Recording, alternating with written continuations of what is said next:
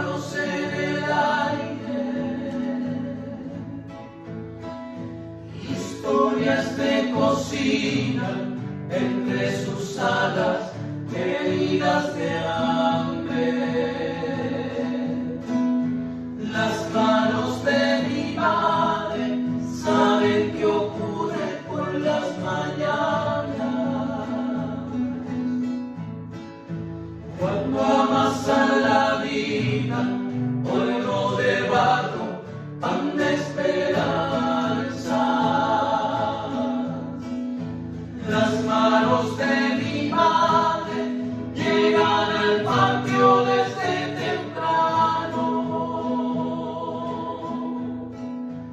Todo se vuelve fiesta cuando ellas vuelan junto a otros pájaros, junto a los pájaros que aman la vida y la construyen con el trabajo.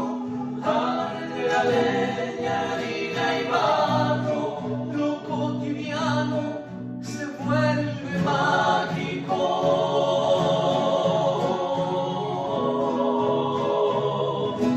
Se vuelve mágico.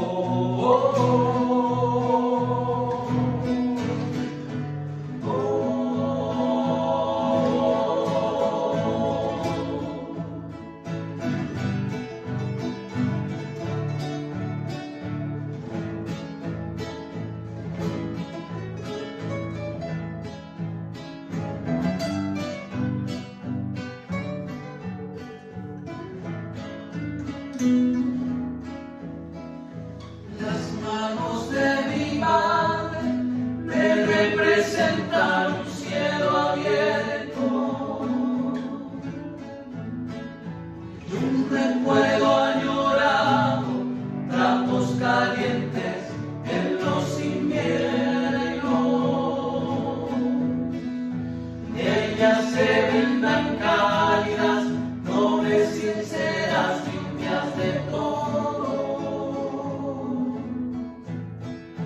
¿Cómo serán las manos del que las mueve gracias al odio? Las manos de mi madre llegan al patio desde temprano.